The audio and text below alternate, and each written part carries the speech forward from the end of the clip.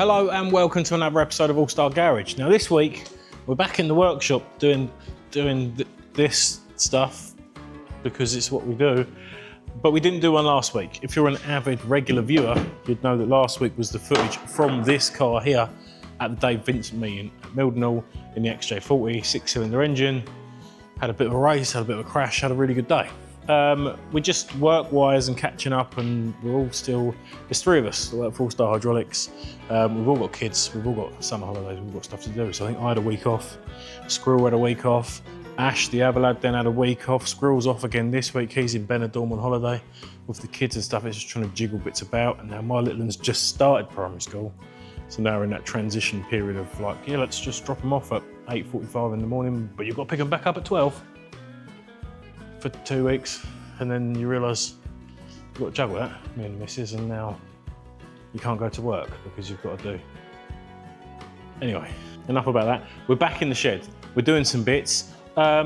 We've got the weekend coming up, and we've got the very last world qualifier, the last point scoring round at Aldershot. It's a world qualifying round where there's points on every single race, and we're on the cut-off for getting in the world final in the main race this year. It's been very, very tight. And the top 16 drivers that qualify, there's about 35, 40 points from like first to cut off, which has never happened before. There's normally much bigger. Everyone can run away with the points a bit more and you're comfortable by now. This year's a lot harder. We've had a little bit of bad luck this year. I've done 3 or 4 meetings with a broken wrist, which is still twice the size of that one. So that's probably never going to heal itself properly. So I'd like to qualify just to make it worthwhile for now gaining arthritis at 42. If you know what I mean. But anyway, that's on Sunday coming.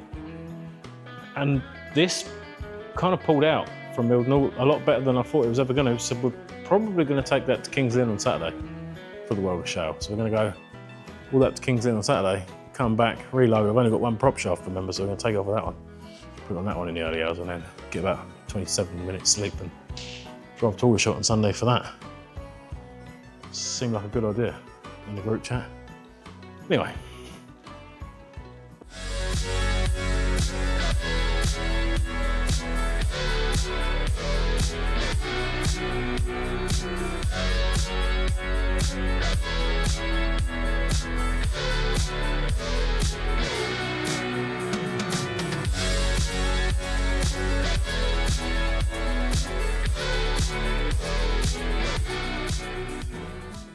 Okay, so it's currently Monday night. It's the 1st of September. 1st of September, eh? This is the car as it came back from Mendips BWS. Obviously it was fresh from Mendips. Had a relatively light-ish kind of meeting, a little bit of bad luck in the latter part of the meeting. Scored some points in the heat, but we also picked up a little bit of panel damage. I'll probably pop this out on the lorry at some point in the week. I've got a slight bent back arm here, which I've got to address. If you look down the car, I don't know if you'll be able to see it from there. Kind of ish. I don't know if you can see it. But that wheel's ever so slightly going like that. And that's making me a little bit arsey going into the bend. So I want to address that. That's an issue to be done. We did knock the front wheel off in the last race, if you ever watched the Mendips video, which I did fix last week. So in the process, we done top arm, bottom arm, shock absorber, hub was bent, snapped the steering arm. Whole front corner on this was ripped clean off. But luckily, we managed to save the spring. When I got out of the car, I found it sat on the floor. So that's gone back in and the front corner's gone back together. That is done. This side is not too bad-ish. Again, there's a little bit of damage on the rear quarter, which I'll probably pop out. This wheel, this side, you can't really see it from here. I can't go any further back because my head's touching the wall. But this side's straight. The only thing I haven't done, obviously, after ripping the front corner off, is sort the tracking out, which I've still got to do that. That is on tonight's list, as well as cleaning out the carburetor, charging the battery, nut and bolt check, oil level check, everything else just to confirm that this one is done and charge the battery. This is most important because this is the point scoring car, right? So this is what matters for Sunday. That doesn't matter so much. Once we get this one done, if we've got any time, we'll do this one.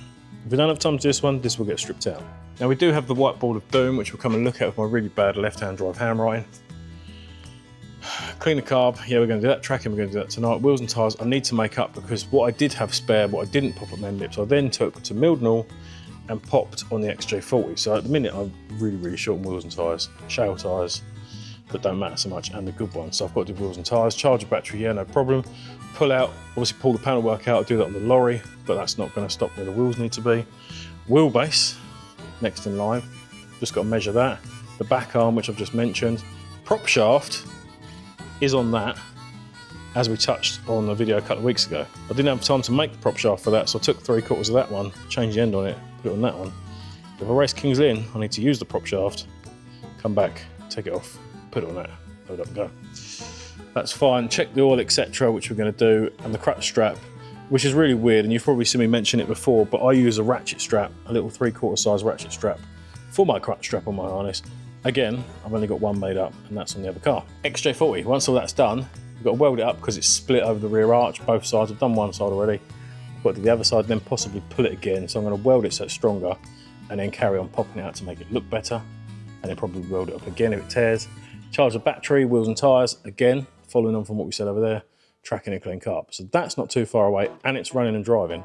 Although the suspension arms are completely bent and misshaped and everything else, it's not really going to matter for Shale. That is kind of good enough-ish to go tramping around Kings Lynn and having some hangout and not worrying about points. We'll see how we get on. I haven't actually put it back on the floor since I put that front corner on, so I don't know what it's going to sit like. Seems okay so far.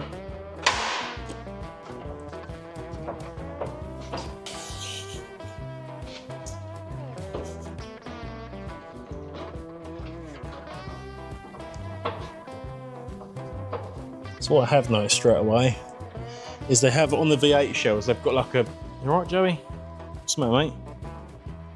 You all right? Yeah, that's good then. On the V8 shells, they've got like 3 camber bolts, if you like. They've got an elongated bolt on where the wishbone goes on, and you can undo it and you can turn it, and it pushes the bottom arm over both sides. So you can obviously set it up a little bit. It's minimal, it's for the road, but you can give it a little bit, if that makes sense. But it's got 2 tiny little bevels either side, and as you turn the bolt, it obviously sits in there, and you can turn it and offset the bolt. But when you slap the wall, it pushes the bolt past the little elongation bit. I'll show you in a second. But what's happened is the wishbone has gone like that. It's now cambering the wheel the wrong way, and it's adjustable from a road car. So I need to repair on that. Perfectly legal in the rules. In the meantime, there's no harness in here at all. No shoulder straps, they're in the other car. I need shoulder straps and crutch strap. Let's change the whiteboard. In the meantime, still, I'm going to put the battery on boil mode. Let that do its thing in the background whilst we're doing other things. You're the happy side. You're the sad side.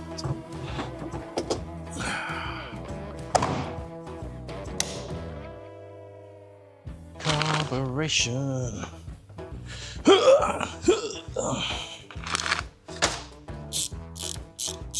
Okay, so whilst I pull this carburetor to bits and sit here looking like a stick of the dump, well overdue a haircut and a bit wild, what I am going to talk about is the YouTube channel, Allstar Garage.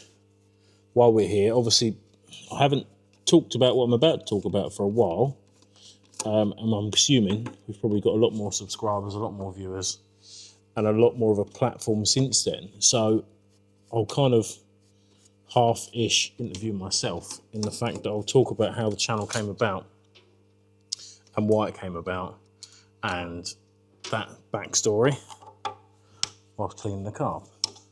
And the bonus of that, I suppose for me, is I don't have to sit here staring at a carburetor for 10 minutes and you watching it thinking, we've seen this bloke do this before. So, 2 years ago, if you watch this when this video drops on the Tuesday, 2 years ago yesterday, when you watch this, is the 2-year anniversary of when my mum died, which is a beautiful lady on the pink bonnet up there in the corner of the workshop. My mum was an amazing woman. She was a tiny little firecracker of a woman. She worked in a scrapyard for a little while, and you could have the biggest, gnarliest, roughest looking man walk in the scrapyard and try and give her some jip. And she would make the man walk out the office with his tail between his legs because she didn't back down to anyone. She was a powerhouse of a little lady. And at the same time, she was also the most loving, kind soul that's ever walked the earth. She was a beautiful lady. She taught me and my sister everything we knew. She taught us the way of the world. She taught us how to stand up for ourselves. She taught us right from wrong. In my case, there was a lot more wrong than right, but she dealt with it. She would take anything on the chin. When I was younger, I could go to her with any troubles I had, whether it was woman troubles or I've been up to no good troubles or I've been arrested and spent the night in a cell troubles or anything. And I was never afraid to go home and talk to my mum about it, which was a lovely thing. Because I know there's a lot of people, don't talk to their parents about this or that, or especially the younger ones. And she was amazing in that way. But anyway, so fast forward to obviously adult life, and she would support me for everything. She supported me when I started my own business. She supported me when I'd been fired from jobs, when I was younger. And she would, if I'd been a twat, she'd turn around and tell me, Pete, you've been a twat. And that's just the sort of woman she was, And don't get me wrong, you all grow up and you always think, your parents are going to die before you do. A lot of people watching this, that your parents have probably already died, or they might still be here, but the general consensus is your parents die before the kids do, right? If God forbid, and I'm sure it's happened to a lot of people watching the channel, but if your kids die before you do, I can only imagine the pain you go through with that. It's terrible, right? And I wouldn't wish that on anybody. I wouldn't wish that on my worst enemy, because I can only imagine how bad that is. So anyway, fast forward, and my mum and dad, both my mum and dad smoked a lot when we were younger. And my mum ended up with COPD, which is a lung disease type thing. Basically, it attacks your breathing system, and there's no cure. So once you've got COPD, you're pretty knackered from the get-go. She had it for a while, and she'd, especially in her later years, she'd cough. She was only 62 when she died, but she got worse, and she'd struggle up a set of stairs and stuff like that, or going on holiday and certain things. She'd have to have an asthma pump and whatever. But that was mum. She coughed and wheezed, and she got about it. She just got on with it, and she was a tough cookie. She was a really, really thick-skinned woman, and she just dealt with it. She got on with it, and it was never a problem. And I remember having a conversation with her a year or so before she died, and I said about her breathing, and I smoked for years, and then I gave up smoking and went on to vapes before all the disposable vapes and stuff came about. That was when you had the big ones and whatever. But when I got with Nick, actually, my missus, she said, I'm not gonna kiss a smoker. So the next of the fags were in the bin, Flicked over to the vape. So I tried getting her off of that, and it didn't work. And then, anyway, we were 2 years ago, me, Nick, the kids, the in-laws, were on a little caravan holiday down in Weymouth. And it was my mum's birthday on the 29th of August. So we'd FaceTime my mum and said, happy birthday. And we talked about going on holiday the following year and taking them on a caravan holiday, and cracked jokes about the fact that she couldn't breathe very well. So she'd be just like scooting about an electric scooter like Madge from Benidorm. And cracked a joke, yeah? And then a couple of days later, I got a message from my sister to say that my mum had fallen ill and she's gone to hospital. I then felt quite bad because I was away, and I spoke to them. I said, do I need to come back? What's the situation? They said, no, she's fine. She's gone in, but it's going to get checked out, put on the breathing machine thing, sort her out, nebulizer or whatever it's called, and she'd be back out. And then that evening, I'd got a message from my mum. I'd text her back. I'd said, Mum, you've got to think about knocking the fags on the head, because you're not going to be about forever. And we need to address that. And she messaged me back, yeah, babe, yep, no problem. I'm going to do it. I look at the message probably once every 2 weeks, still to this day, 2 years later. Read back through the messages, and spoke to her, thought everything was fine, went to bed. The next morning, obviously because I'm running a business, running Allstar Hydraulics, I took my laptop and everything with me, woke up 5:30, 6 o'clock in the morning and walked out the bedroom into the living room.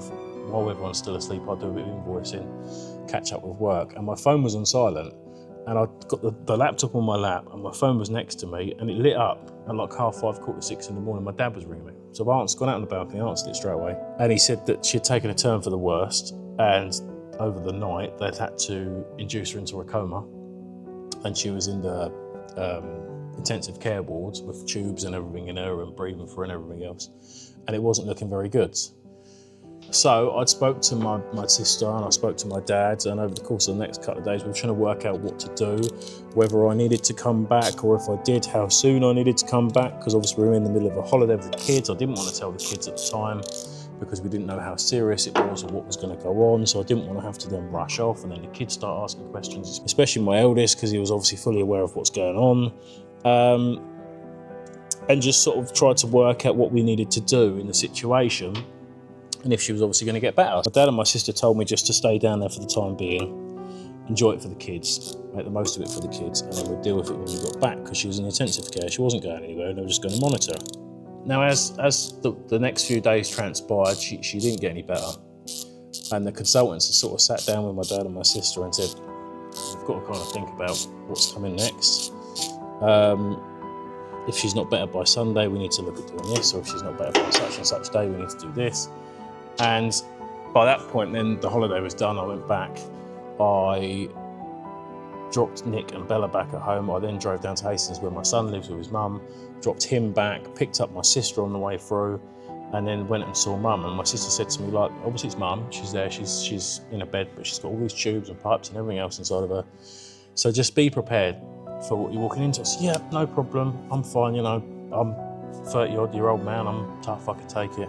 I walked in that ward and I broke down in tears, sobbed my eyes out, holding on to my mum's hands as she lay in bed, completely unresponsive, plugged into a machine that was breathing for her and keeping her alive.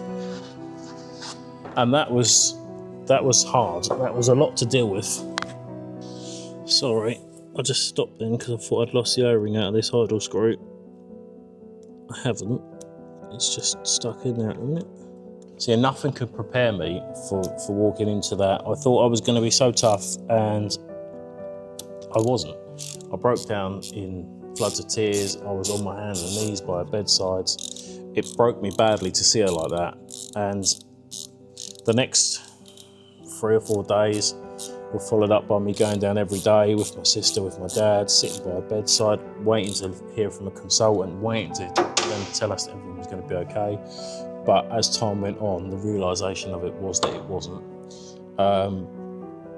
It's something like that. The way the consultant said to us and sat me down and said to me, he said that with COPD, once your lungs are that damaged and you can't do anything more, there's nothing else they can do. There's nothing more that they can do in that situation.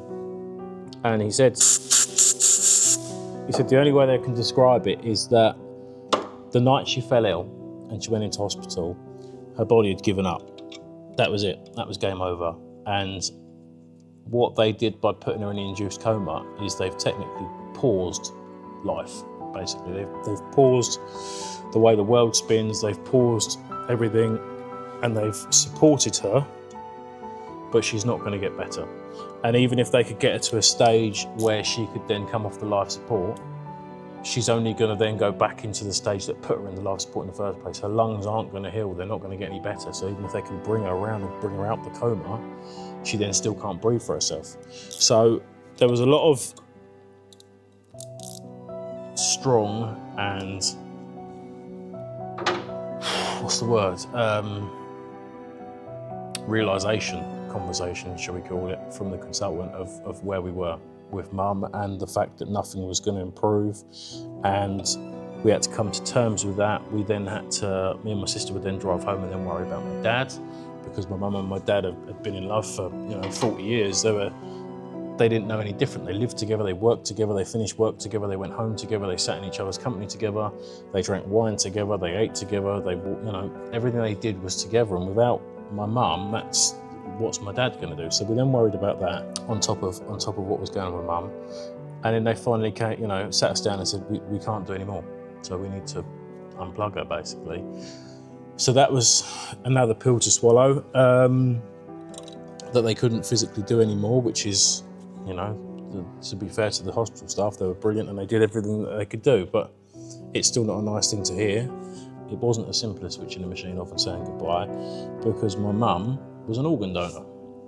So then comes the process of sitting you down and talking you through that, and talking about what she can donate, what she can't donate, how the system works, how people that have been sat on a waiting list for 5, 10, 15 years are waiting for a blood type or a certain part or whatever, that mum was a match for, so they have to look through their system and match blood groups and everything else. That took about 24 hours. We then went back the next day. They sat down and said, yep, we've got a certain amount of people that could possibly be helped by X, Y, and Z. And then they give you a date and they say, right, tomorrow we're gonna have to unplug your mum and wait for her to die, basically. It's the long and short of it. So that day came and we went down into, it's slightly different when there's organ donation going on. So they took us down into a room that was just on the side of the operating theatre, take mum into a room, obviously unplugged from everything from the life support, and then we get a short window of time with mum, which they asked us obviously if we wanted to be there or if we didn't. Me, my dad and my sister all chose to be there in mum's final moments, and we said our goodbyes, and then off she went into the operating theatre.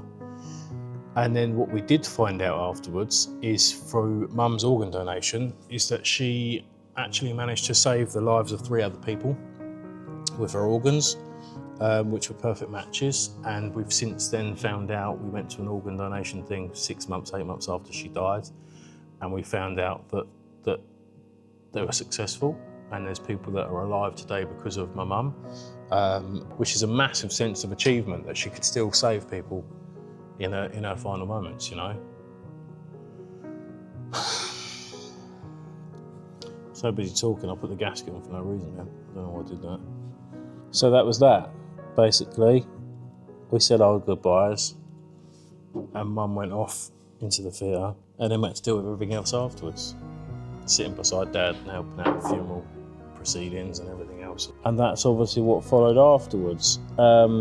Those of you that will know or would have seen it or from the racing world will know that the pink Jag that I took to World Final 2 years ago was obviously a memory of my mum, which is why the bonnet still hangs on the wall now. I could do the world's best World Final car now. I could qualify and win it from the back of the grid in something that's cost tens of thousands of pounds, and it will still never beat that car. But the story behind the story is that my mum was always one of my biggest supporters, and no matter what I did, I'd always be the class clown. I learned from a very young age when I was in secondary school, when I started to get picked on and bullied. I thought, I'm not going to be bullied. So I soon learned that if I took the piss out of myself, the bullies couldn't take the piss out of me, right? So I was always the class clown. And that stemmed into them being an adult. I'd always dick about, try and make people laugh, and if I was fast enough, I would have always loved to be a stand-up comedian, because I like being an entertainer. I like making people laugh. I like putting on a show or a facade or acting silly for the entertainment of others, right? If I can do one thing in the world, it's to try and make people laugh and make what's not the best world at the minute a better place, you know? And mum always supported me in that. She would always say to me, Pete, you need a TV show. Pete, you need to do this. You need to push it. You're entertaining and you're funny side, and you're not caring about what people think, and you need to push that. If you're around the racing scene, you would have seen the whole All Right Boy thing on Facebook a couple of years ago. Me and a lad called Zach trying to build up one of the Milton Weekender meetings and just acting silly, putting videos on Facebook. And she'd love it. She'd share it to all of her people at work. She worked for the Ministry of Defence of all places. She works in ammunition on a live firing range. She's booking in bombs and bullets and guns and whatever else. So she'd share it with the people that she worked with. Is there another video, Pete? And she was my biggest supporter in me acting a twat, should we call it? And I loved her for that. And she always used to say, you need to do a YouTube channel. You need to do a TV show. You need to do something. And then after she died, and then we got World Final out of the way, I got invited by Curtis Tebenham, Teb's Racing on the YouTube channel, the Stock Car channel. He's done his podcast, and he invited me on his podcast. And we'd done the podcast, and we were chatting, I think, in his garden. And he said, Pete, someone's got to do a banger racing one. He said, because the stock cars get so much of an audience. He said, but the bangers is more of a show, and if someone's got to do one, he said, and you don't mind acting silly in front of a camera and whatever else, you need to do it and put your own spin on it. I think after losing mum, and I struggled quite a lot with it, and I'm not saying I was off the rails, but I probably could have been quite easily. and I'd do my day's work and I'd do my race cars and I'd go home, and Nick was brilliant. If I needed to talk, I could talk to Nick. And I get it when people turn around and say, oh, you know, these men that suffer and everything else, and you can't talk to anyone. I could talk to Nick, I really could, but the words wouldn't come out. I didn't know what to say a lot of times, unless I came home and felt bad and had a breakdown and whatever else. I found it hard to talk about. So I'd sit there in bed of a night time and Nick would roll over and go to sleep, and I'd stare at the ceiling, and I'd almost drive myself stir crazy staring at the ceiling, and I couldn't switch off, and I was struggling with thoughts and overthinking and everything else. And I sort of went back to the whole mum talking about me being an idiot, should we call it, and then the Tebbelan thing about him saying, Pete, someone's got to do a banger one.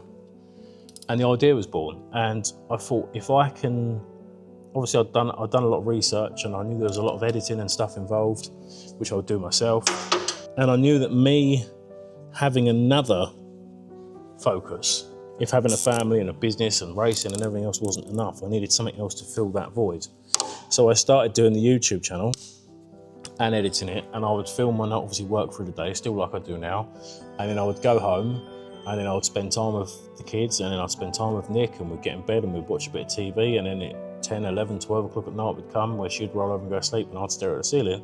And instead of staring at the ceiling, I'd pull the laptop out and sit there editing the YouTube videos until 1, 2, half 2, 3 o'clock in the morning.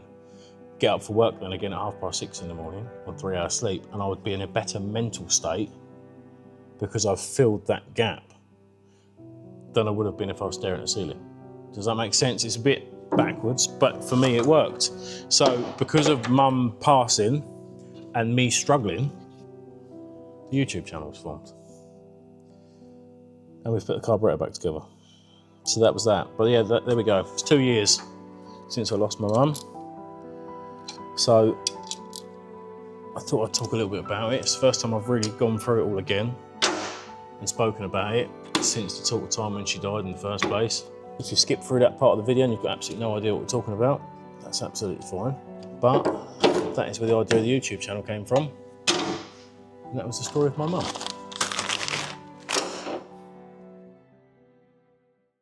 Right, this is what I was saying about that wishbone bolt, where they're like sort of counter wobbly wibbly. Like this one here, you can undo it, and obviously this will spin around in this little bracket, and you can push the wishbone out, or you turn it around the other way or pull the wishbone in. So you can kind of caster them a little bit. This back one has obviously slapped the wall or something, and the first thing they do is they split this, they jump over it, and rather than the bolt being here and being tight, it's now over here, and that's made that wheel go Ugh. What I normally do is just loosen it right off, loosen the nut off so the washer's out of the way. I just run a little bit of weld down there to build this edge back up. It will slot back in there, and it's back where it should be. Okay, right, I'll try and get in there as close as I can. That's tight. It's also never been undone, as you can tell by the amount of crap on the bolt. Fired my load onto it there from a distance, no pun intended. That's tight. God. Struth.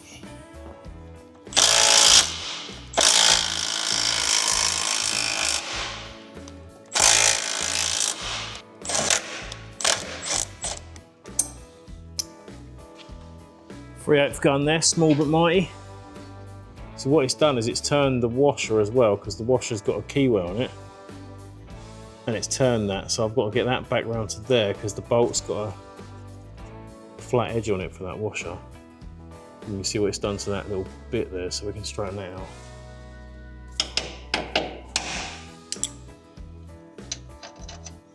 Like that. So I want that bolt there, basically. But before I can do that, I'm going to have to build that back up. Now there is the perfect tool for the job for this. It's not the 27mm spanner. The perfect tool for the job for this is one of these that someone sent us in the post, whose name I can't remember, and it was quite a while ago, so for that I am sorry.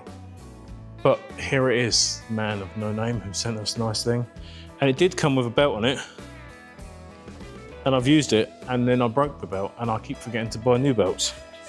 But this is the prime example of why I need it, because you can't quite get a grinder in there.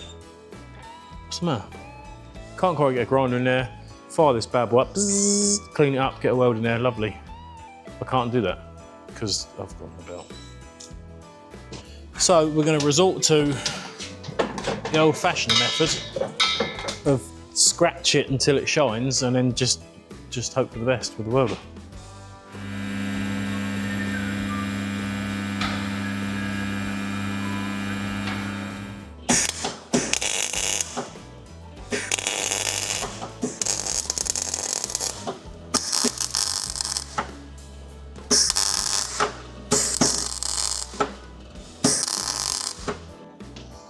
Okay, now excuse the fact the weld looks horrendous, because it was pretty horrendous to weld. And this is actually take two, because when I first did it up, the washer had elongated and it didn't actually make any difference. But now, if you keep an eye on this bit here, which is the edge of the wishbone, the idea is, now that's filled up, as I turn this bolt, you will see the wishbone move in and out, because that's the way the caster works on it. So because it'd been beaten to death, it was here in this position. The stud for the bolt for the bush was right over this way. This is original to the car, so I'm allowed to adjust this. So what I'm going to do is turn it as far out as the wishbone goes before it starts to come back in, which is there, and do it up. And what that is going to do is give me the most minuscule amount of free camber on this bottom wishbone. Yeah. There we go. That will have adjusted our tracking and everything, so I'm going to have to retrack it anyway, which was on my to-do list. But the bolt for the bush, so where the bush is now over here, whereas before, with that being stretched, the bolt, the main part of the bolt was here. We've gained 8, maybe even 10 mil at a very push of camber on that bolt. Right. I think we've got about 16 yards more tie up than what we need. And a wonky wheel. It's got half the rim broken off it, that's always good.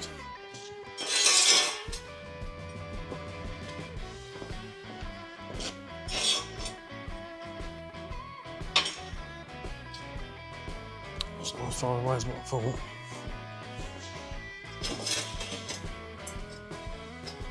But we are going off of a tracking bar that I made and designed myself. So it's probably not quite right anyway.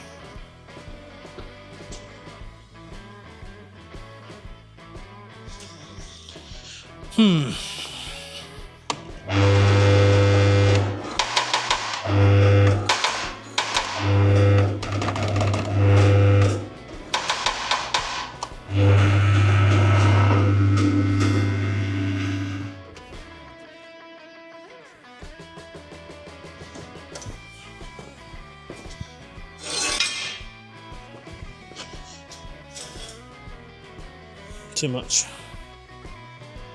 Okay.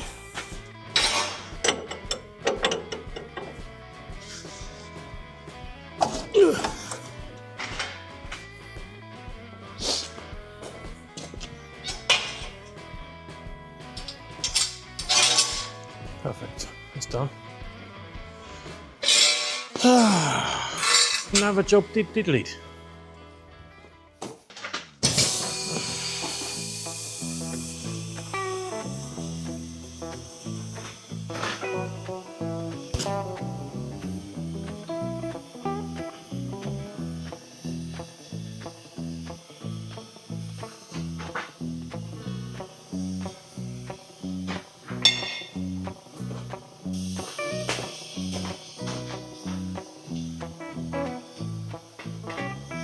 Okay, this is by far the bane of my life, because there's about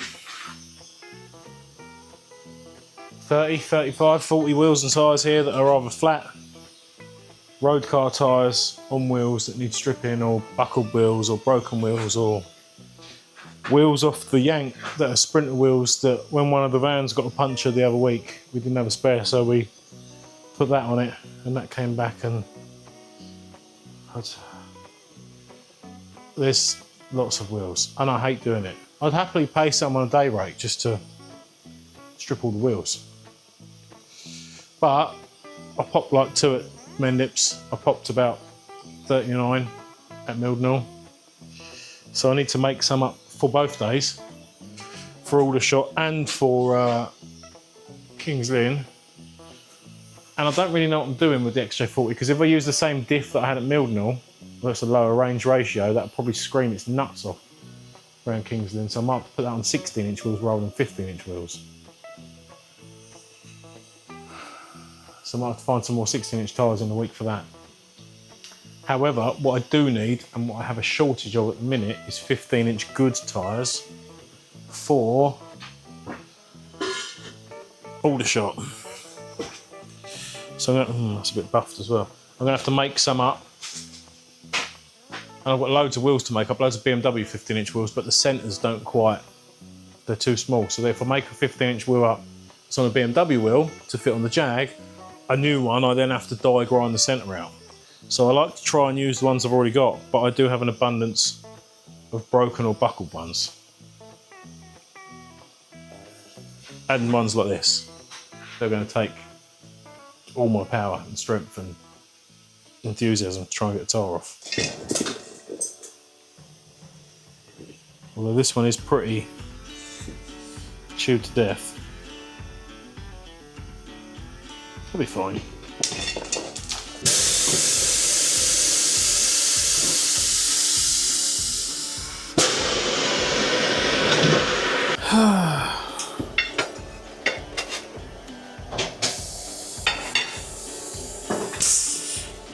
I don't really know why I decided to do the DD at Mildenhall in what was potentially, at the time, a very straight car.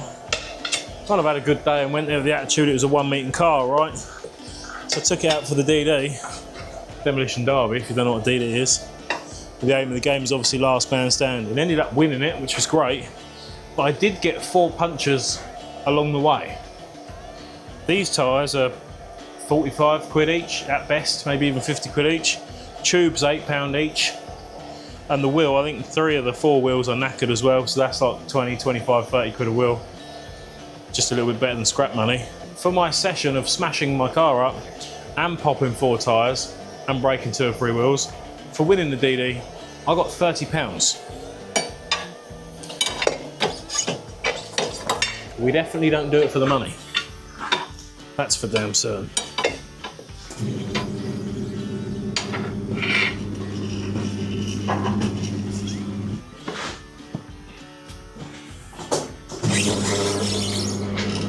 Oh yeah.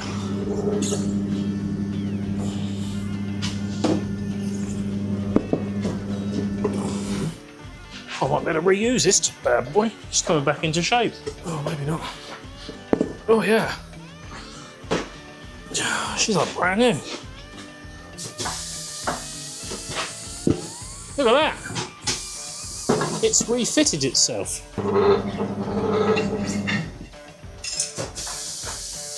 If that weren't quite that bad, you'd almost get away with that. Apart from the daylight, I can see through it, of course. Maybe not.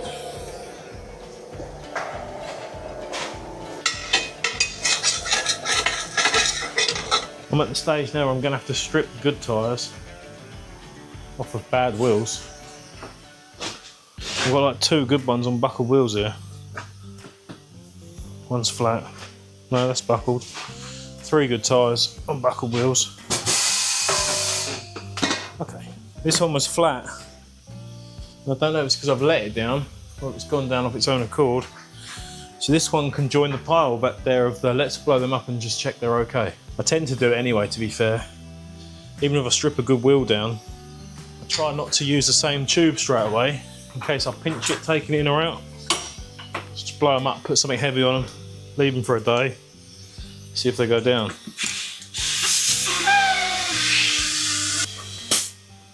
Some of the modern tubes you get on the market now are pony as well. Like these. They just don't seem to be made the same. This is an older one. That's probably one of the P4 wheels or something. However, it does have a hole in it.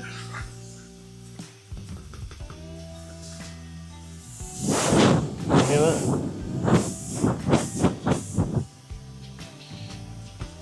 So what I should do is mark that and repair it. But I can't find my chalk pen thing. I'll put it over there for another day. That's good. I'd rather save that one because it's not a modern one. Was this buckled then? Now I'm not sure. And I'll take a marker pen racing. And I should have written on it what was wrong with it. I think it's buckled.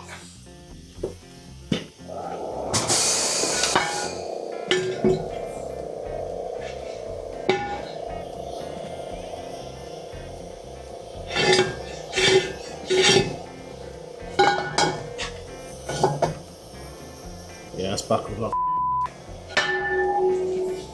I am on the hunt. Whilst we're here, I need at least 2 of these Jaguar lattice wheels, 15-inch. Probably take a set of 4, but I definitely need 2 for World Final. Unraced, straight ones, definitely 2. Would buy 4. Or maybe 5. That's another buckled one. Great. And flat. Bucklage, dollar flat.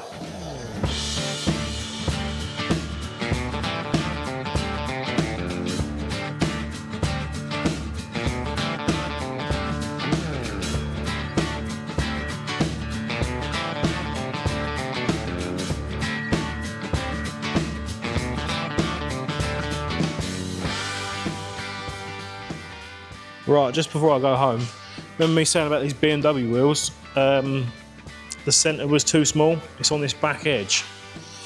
And what that is that tiny little lip there is smaller than the hub size on the Jag. So on all these BMW wheels, I have to take that off. And there's probably like a circular drill bit thing somewhere, or obviously ideally you'd have a lathe and just go and take it off. I don't have that, so every single one of these BMW wheels you see on my car, I have to sit here with one of these deburring tools and the drill and just go and take it off. Painstakingly tedious job, but they don't fit on the Jags without doing it.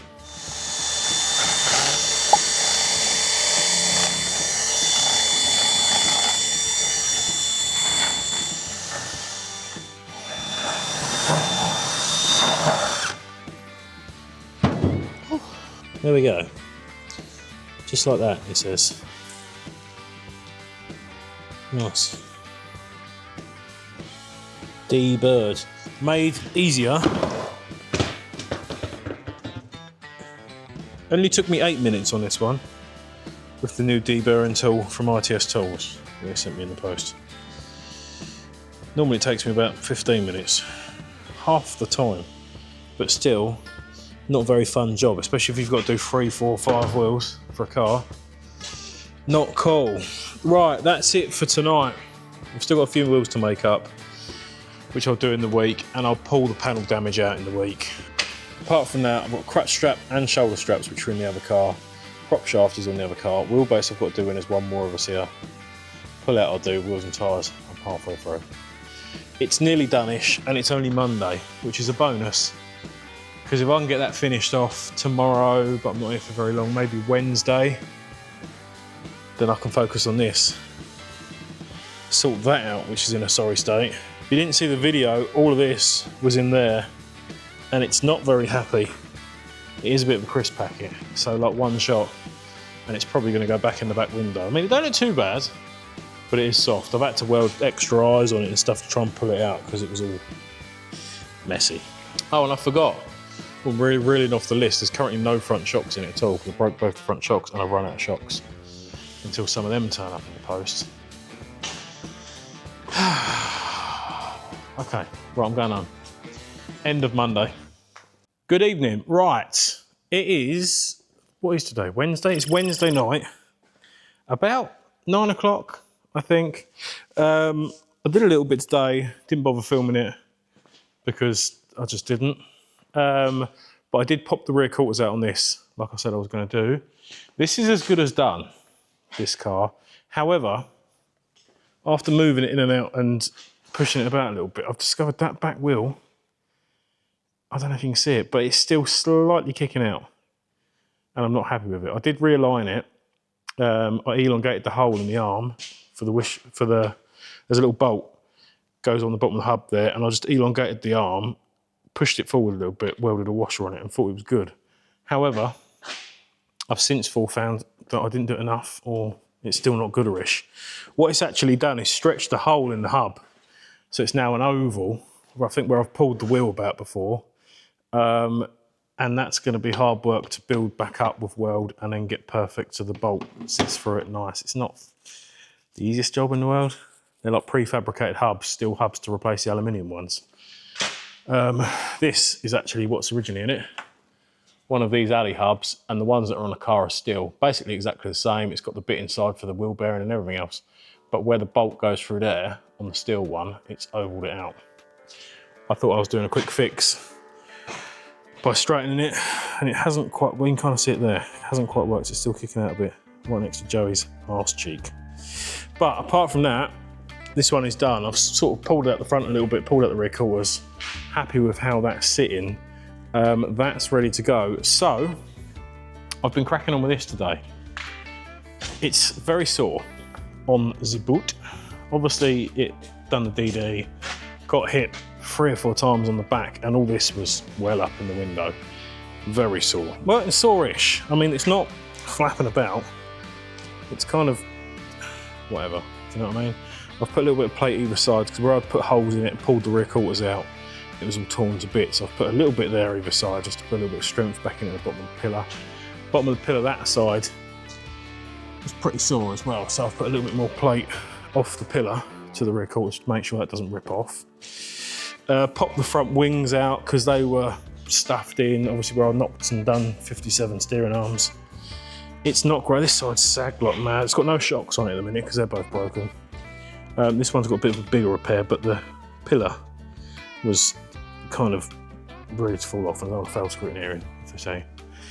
The pillar's disconnected, so yeah, she's worse this side. But it's good enough for a little skid round in. What I have had to do, if you've watched the video from Mondayness, she was revving pretty good, and I'm not changing the diff and gearing, and Kings Lynn is bigger track. So we're gonna have to go on 16-inch wheels for Kings Lynn, try and gear it up a little bit. Only downside with that is it obviously fills more of the wheel arch, so when it does start bending, more susceptible to a puncture. But we'll see how we get on. That's a 50 on there, and she's low, but the shocks are not great. This one's more get 4 wheels pointing in the right direction and go and have some fun. This one's more aim for setup and try and be quick. We'll see how we get on. 3 weeks till the World Final car's getting sideman, and that's still a road car. So that's great. But yeah, I haven't even took the bonnet off yet from Mondayness. I just literally started taking the seatbelt off the other side and thought, oh, I'm not filming yet. So I need to take these bits off, take the bonnet bolts off, see what is the situation under there, because I haven't yet actually looked at it. And then front shocks, try and get some sort of suspension back, try and lift this side up a bit, because that's really sagged. Yeah, see how we get on. Oh, and I've still got to connect the steering column, which fell off in the instruction guide. We popped all these spot welds along the bulkhead here, and the steering column's pretty free floating. I have just lifted it up with a higher, put chain around it, and just pulled the column back up to sort of where it should be. So I actually had 2 bruises on my legs from where I finished the DD. The steering wheel was in my lap. But yeah, I'll get on the old tripod and we'll get to it. Really reluctant to cut the seatbelt as well, because I'm really short on seatbelt. I think every car in the yard has a seatbelt cut out of it, but I don't think I'm going to get these ones undone. Whoa, nearly cut my finger off.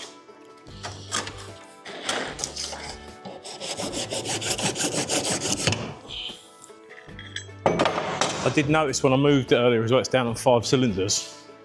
So I've either got a crap plug knocked a lead off, or, God forbid, I've done all this work without taking the bonnet off, and where it's revving its nuts off in a DD, I've done a gasket. Hopefully, not the latter. You can go there for now.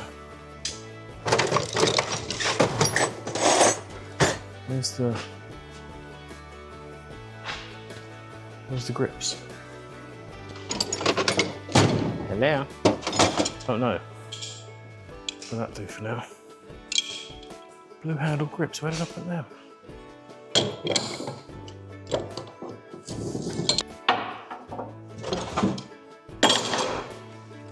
Here we go.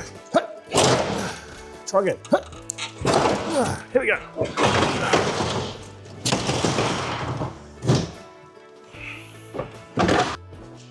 Have we?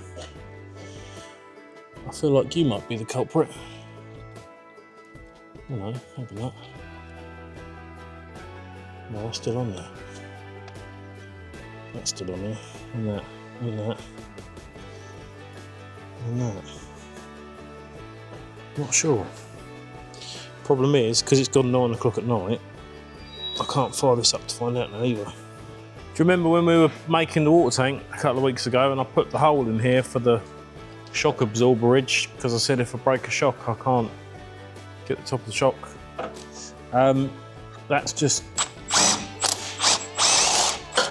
come into its own because we broke a shock. So that's helpful, I suppose. Although I did just lose the nut and the washer. And that wasn't helpful. Oh, that's bad. Oh, that's filled me full of sadness. How am I gonna...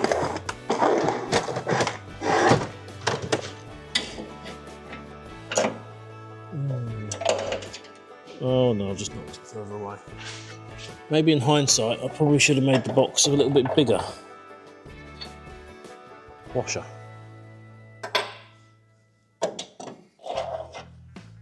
Nut. As for the bush, little rubber damper bush thing, she's definitely not coming out. Oh no, got it.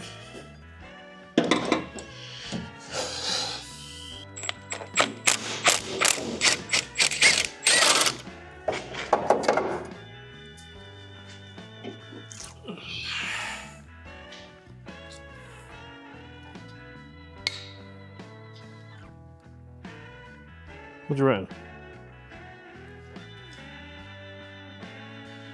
Nice. The issue that I have, Jaguar shocks are not cheap by any means. To buy new, even to buy second hand, because everyone breaks them. The way the wishbone system on a Jag works, you've got a bottom arm, you've got the spring, you've got a top arm, and the shock goes down through the middle. So as soon as you knock a wheel and it bends the top arm or the bottom arm, this happens. Yeah, so they're in short supply. When I got the front bed for this car, obviously it came with no front bed originally, so then I bought a front bed off someone. It came with no shocks because obviously everyone wants them, right? The shocks are hard to get. I have purchased new, and I have a place where I can purchase new.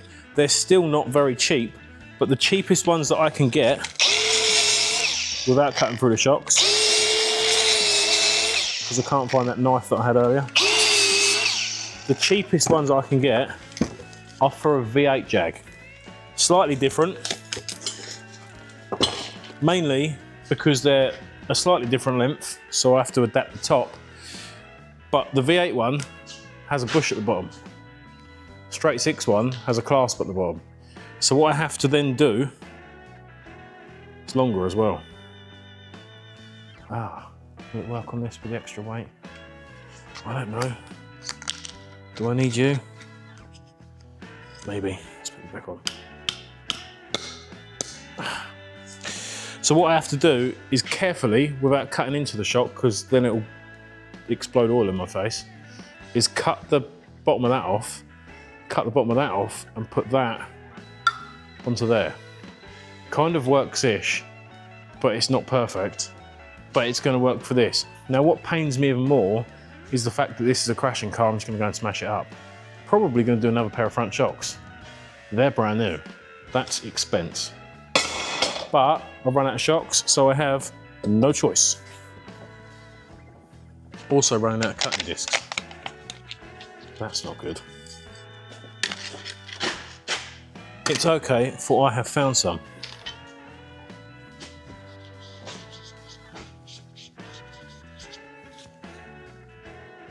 Epic.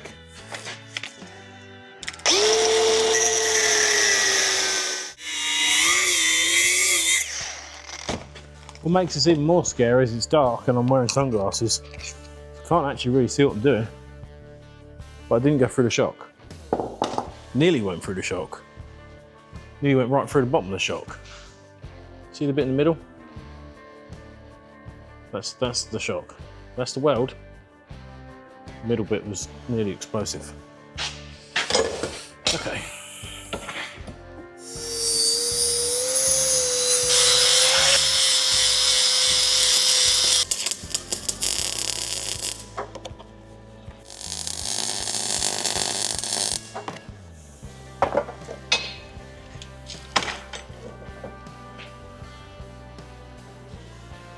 Fabrication.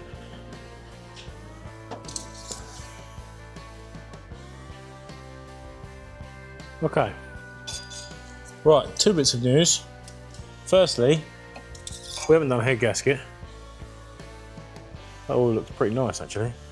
And secondly, the shockulation is done. What you saw me do for this side, I did that, I put it in, that's fine. Wishbone was sitting on it. Where the wishbone's all, it sort of sat on the shock and it was putting strain and it was bending the shock slightly when it was up. Now it's on the floor, it's just clearing the shock with the wishbone. Probably means the first thing I clatter down the side of, I'm going to bend the shock again, but it's so bent, we don't really have much choice. But we do now have suspensiano, although this side is still sagged. It's now got 16-inch wheels all round it, so it's all sitting level, and it's still low here. So it's now like 11 o'clock at night, and I'm tired, and I'm done, and I'm dirty, and I want to shower, and I want to go home. So tomorrow, I will try and lift this side up a bit, pack that spring out, get it sat back up, then I'll fire it up and see why it's on 5 cylinders. It's probably just choked the plug up or something. Because it's not done a head gasket, all the leads are on. It's on a dizzy and a coil, so to be down on 5 can only be a lead or a plug really. So I'll look at that. I've still got to clean the carb out as well, and I'll put the battery on charge tomorrow. And we're not far away. It's ropey as anything. All the wishbones are in different directions. The wishbone bolts are banana, the ball joints are facing opposite directions. It turns left and right, it's got suspension and it's got 4 wheels, so for this meeting, it'll do. Right, welcome back. It's now Friday. This is in the same place as it was last time we spoke, because I haven't actually touched that yet. And the wheel's still bent, and yeah, that's fine. This is done-ish. Did a little bit yesterday. Even put some blue back on it. Look at that, it's like brand new. That's kind of done and ready to go. I've lifted that spring up a little bit. I've welded another little bit of rebar in there to jack it up a little bit. It's still a bit low, but whatever. Column is back up. Where it popped that seam all the way along there, I've put a couple of little tabs in there to reconnect. I've then welded off of the column to the corner plate to hold it up. Couldn't find the inch box, so I have actually had to sacrifice a bit of 20mm bonnet studding, which is actually quite scarce and hard to come by. But it's doing the same job, going off of the column to the door. And the rest of it is, that's blue now. That's done-ish, soft, but didn't even cut the ring off there where I pulled it up. Couldn't be bothered, so that's blue as well. That is about where that is. I'm just going to put it outside and load it up. I've just cleared the lorry off, swept half of Mildenhall Stadium off of it, made up another couple of wheels. Didn't have any 195 60/16s, so I did have to go and actually buy some newage to go and pop. But I did find these eye-links from a tyre supplier. They're about £21 each plus the dreaded, so it wasn't actually too bad by our standards. Couple of 15s just in case, because I haven't got that many 16s. These ones actually got on the Black Series 3 that I bought in summer last year off of a fella. And they're like 60 profile 15s, so that's the same-ish size as that. They're steel though, so they do like to buckle, so it's probably not the best idea, but whatever. Apart from that, we're sort of ready-ish to load up. I've got to leave very shortly to go and pick Bella up from school, because she's completed her first week of the whole 8:45 till 12 scenario. It's currently about 20 to 11. So I'm just going to pull this out, put this on the lorry, put that one on the ramp, and then maybe tomorrow morning before I leave for Kings Lynn, I'll finish that one, because I haven't got around to it yet.